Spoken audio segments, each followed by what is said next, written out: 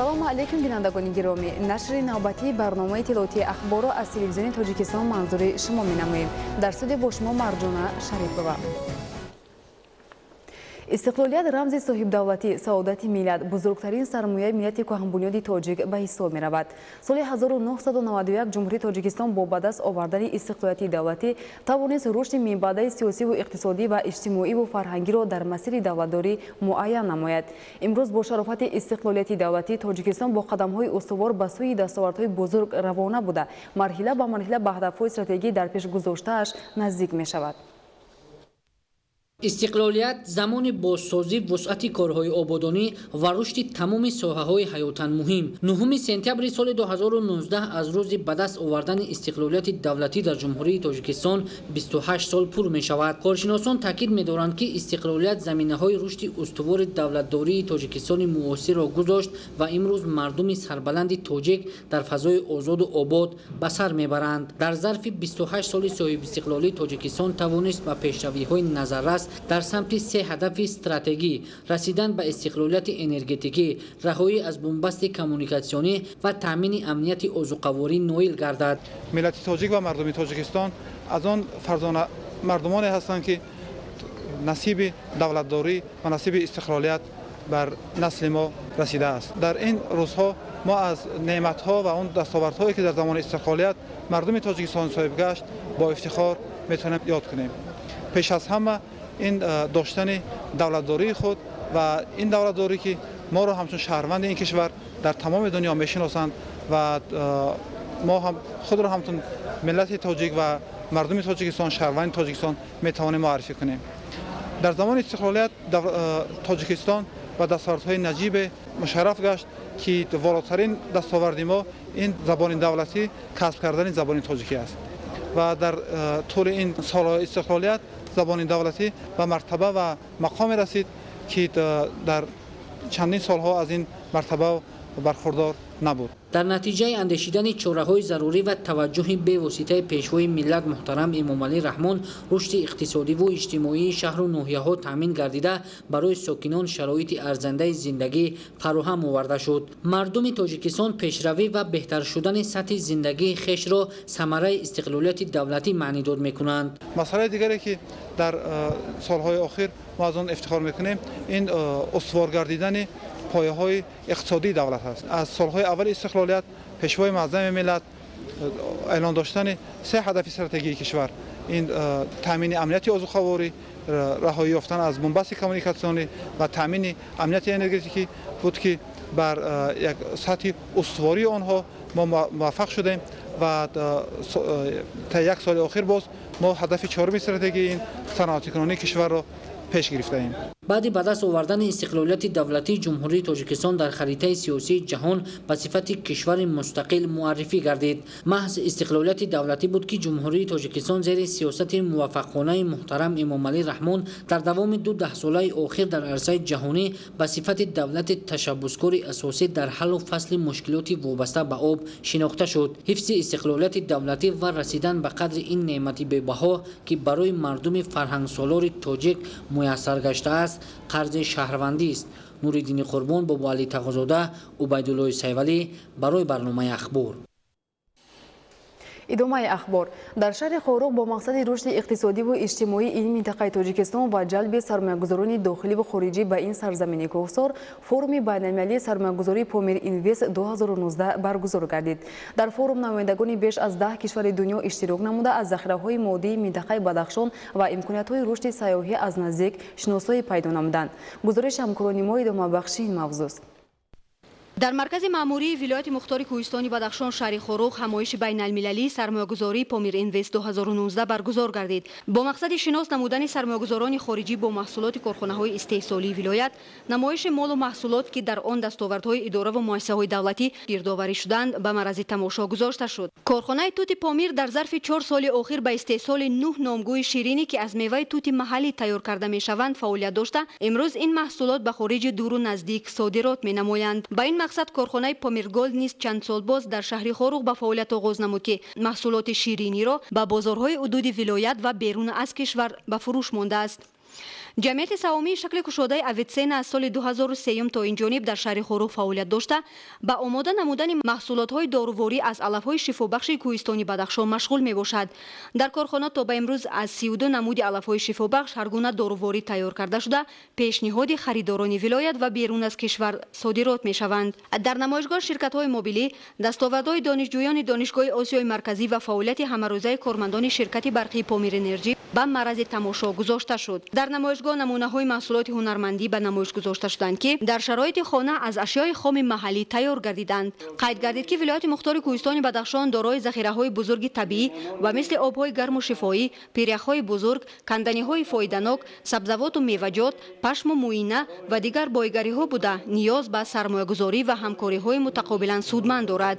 Зикр шуд, ки мавҷудияти институтҳои гуманитарӣ ба мисли Донишгоҳи Осиёи Марказӣ, хизматрасониҳои нави фонди дастгирии соҳибкорӣ аз имкониятҳои бузурги рушди соҳибкорӣ дар миқёси вилоят ба ҳисоб меравад. Аммо без сохтмони роҳу пулҳо имконияти рушди сайёҳӣ ва сармоягузорӣ дар миқёси вилоят ғайриимкон мебошад.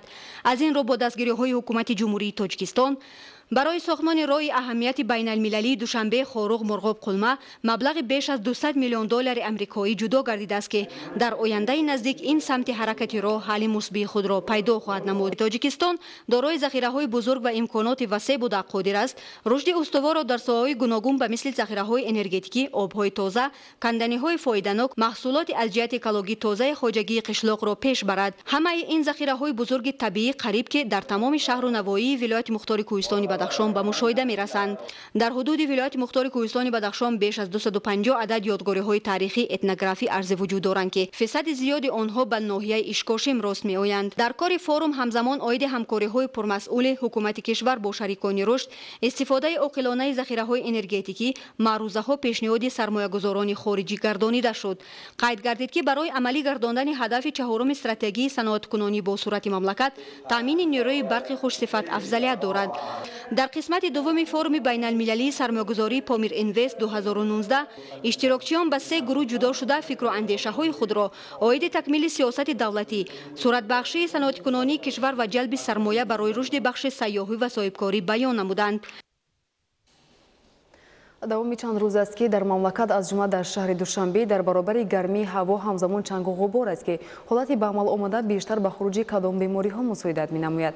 Нафарони гирифтори бемории дил, диабети қанд ва диққи нафас дар ин шабу рӯз чӣ кор бояд кунанд? Посухи ин суол дар гузориши Абдулҳамиди Наздир.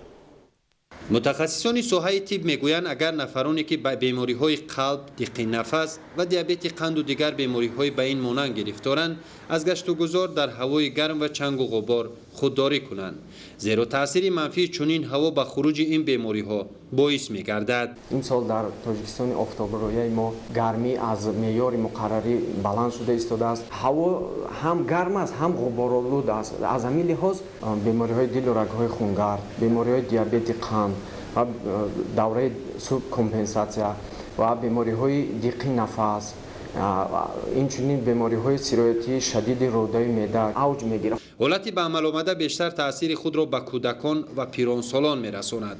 аз ин рӯ ин қишри ҷомеаро зарур аст ки дар ҳолати эҳсоси нохушӣ вобаста ба саломатӣ сари вақт ба табибон муроҷиат намоянд ва аз натиҷаҳои нохуби ин бемориҳо пешгирӣ кунанд. бештар ба мо муроҷиат мекунанд кӯдакони то синни 5 сола ва одамони синни соли калонсол, яъне ки аз 50-60 сола боло. дар баробари нафарони гирифтори бемориҳои мазкур ҳамзамон шахсони солим агар эҳтиёткор набошанд метавонанд ба ҳар гуна бемориҳои сироятӣ гирифтор шаванд. масалан нӯшидани обҳои ташнашикан ки имрӯзҳо дар аксар бозору марказҳои савдо дар ҳолати ғайрисанитарӣ ва зери офтоби сӯзон ба фурӯш гузошта шуданд метавонанд ба авҷ гирифтани бемориҳои гуногун боис гардад. аз ин рӯ ҳарчи бештар нӯшидани оби ҷӯшонидашударо дар чунин ҳавои гарму чангу ғубор мутахассисони соҳаи тиб дар бештари бемориҳои сироятӣ аз манфиат холӣ намедонанд. агар имрӯз ҳаво дар шаҳри Душанбе камабри бебориш асту гармии ҳаво рӯзона 35-37 дараҷаро ташкил медиҳад ва вазиши чангу ғубор боқӣ монда, нафарони гирифтори бемориҳои қалб, диабети қанд ва диққи нафасро зарур аст ки эҳтиёткор бошанд ва безарурат гаштугузор накунанд, зеро дар урфият мегӯянд пешгирӣ аз табобат афзалтар аст. Абдулҳамиди Назир, Меҳрӯзи Ҷума, Неқадами Нуралӣ, Ахбор.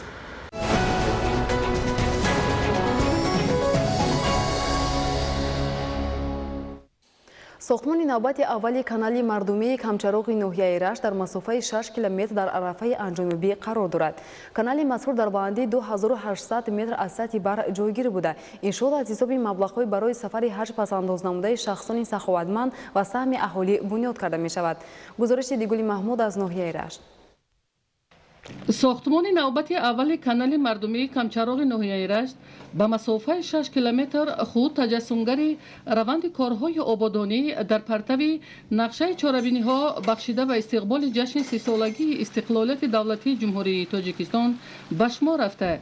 انشاءات حیاتاً مهم خواجگی خلق با تشبث شخصان سخاوتمند و خیرخواه و مبلغ‌های برای حج پیش بینی شده مردم جماعت دهات قلعه سرخ مرحله به مرحله بنیاد شده ایستاده است.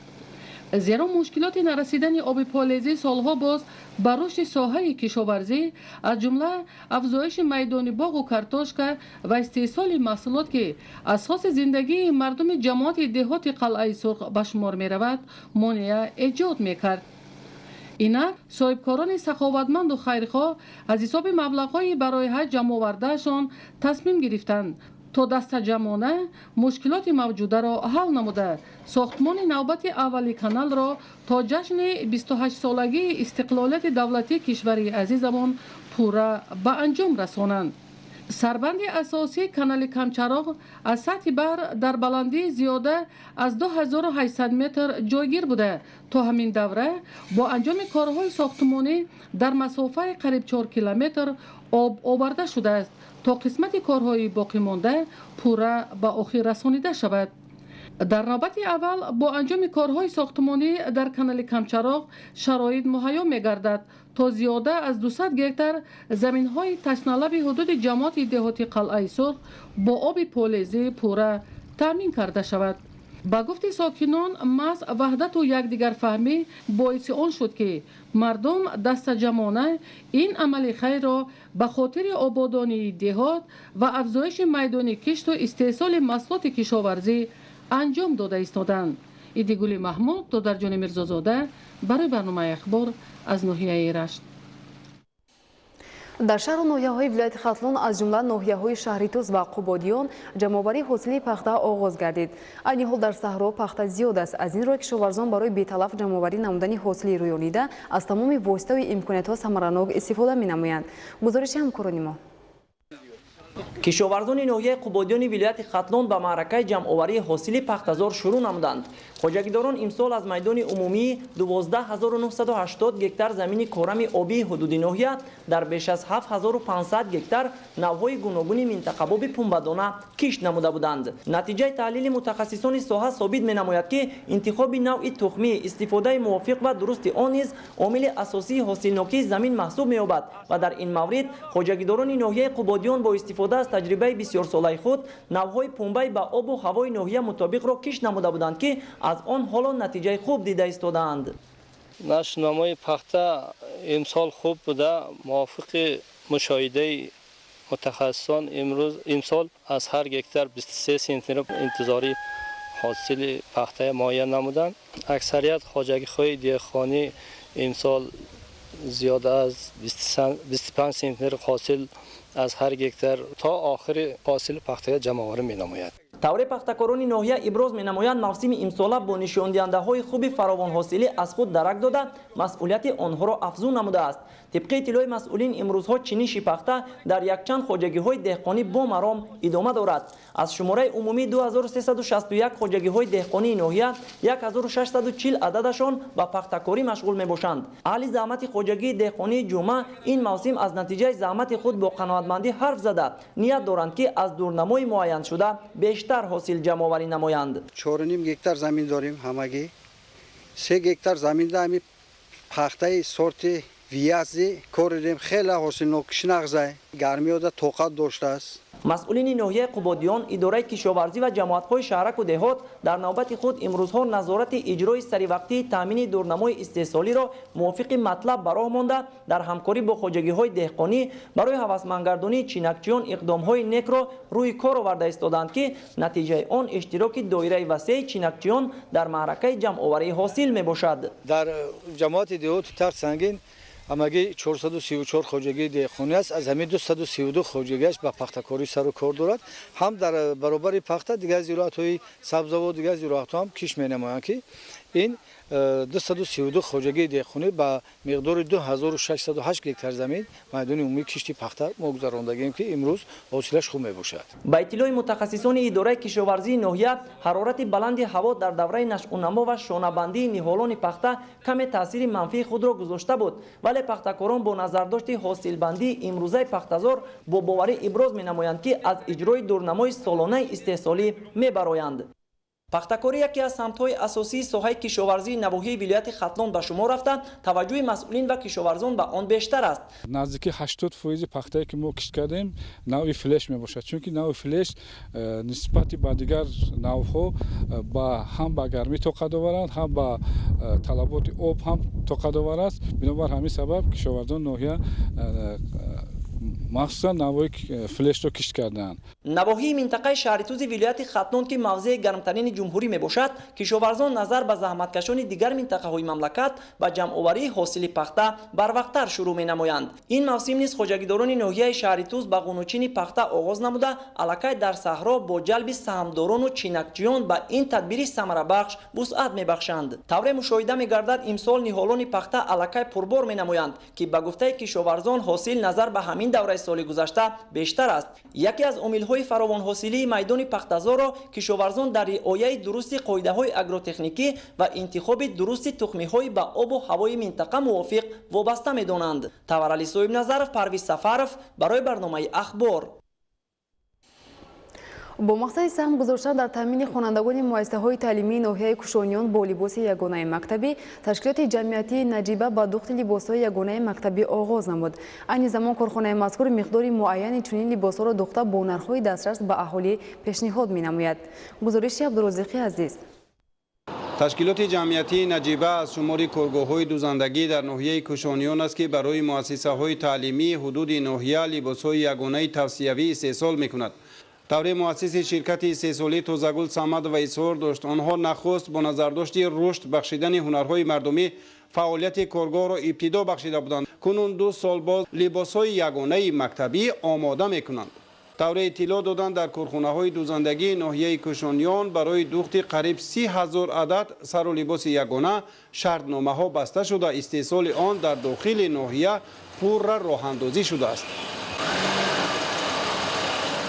имрӯз дар ноҳияи Кушониён 4 адад коргоҳи дузандагӣ фаъолият менамояд, ки коргоҳи дузандагӣ фаъолияташон аз духти либоси мактабӣ иборат мебошад.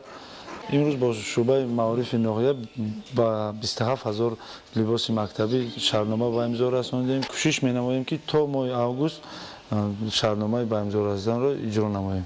коргоҳҳои дузандагии ноҳияи Кушониён ба таври мунтазам фаъолият карда азм доранд, ки то 15 августи соли равон барои таҳсили соли оянда шогирдонро пурра бо либоси мактабӣ таъмин кунанд. коргоҳҳои дузандагӣ баъд аз дастуру супоришҳои дар паём ироанамудаи сарвари давлати Тоҷикистон бунёд гардида, бо истеҳсоли маҳсулоти худӣ ғановати бюҷети ноҳияро таъмин хоҳанд кард. бонувони ноҳияи Кушониён бо ширкати озмунҳо барои соҳиб шудан ба гранти президенти ҷумҳурии Тоҷикистон ғолиби чунин ҳамоишҳо гардида, акнун бо истифода аз чунин ҳавасмандиҳо истеҳсолотро ҳарчи бештар нуфуз мебахшанд. онҳо бо намунаи ҳунарҳои дастӣ дар 12 мамлакати дунё ҷумҳурии Тоҷикистонро муаррифӣ карданд. طبق دستور مقامات اجرایی حکومت دولتی ناحیه کوشانیان بخش معارف و اداره سرمایه‌گذاری و اموال ناحیه از حاضر برای آینده تحصیلات کوشش می‌کنند که لباس‌های توصیوی را دسترسی خوانندگان کنند. واقعا هم دخت لباس‌های مکتبی در کارخانه‌های خودی اهمیتی کلان دارد. اول اینکه صدها نفر ساکنان محل در چنین کارگاه‌های استثماری صاحب جای کار دائمی گردیده به والدین و خوانندگان و آموزگاران مؤسسه‌های تعلیمی سبکی می‌آورد. آموزگاران ناحیه کوشانیان در انتخاب چنین لباس‌های توصیوی و صفتناکی متاع قناعتمندند. аллакай қариб 40% мактабҳои ноҳияи кӯшониён барои дастрасии либосҳои ягона ба коргоҳҳои дузандагӣ шартномаҳо бастанд. дар шаҳру ноҳияҳои вилояти Хатлон бештар аз 30 адад коргоҳҳои духти либосҳои мактабӣ фаъолият мекунад. дар аксар маврид волидайну толибилмон аз шакли духту сифати либосҳо қаноатмандӣ мекунанд. имконияти хуб барои тоҷирону соҳибкорон муҳайёст. воқеан ҳам ширкатҳои саноатӣ ва корхонаҳои дузандагӣ барои бозоргиру рақобатпазир будани молашон бояд қабл аз ҳама ба сифати матоъ ва таҳияи либос таваҷҷӯҳ зоҳир кунанд. танҳо дар чунин сурат метавон ҳам ба иқтисоди хеш рушд бахшид ва ҳам розигии падару модаронро дар истеҳсоли маҳсулоти ватанӣ ба даст овард. бинандагони гиромӣ, нашри навбатии барномаи иттилоотии ахбор хотима меёбад. Хайр, саломат бошед.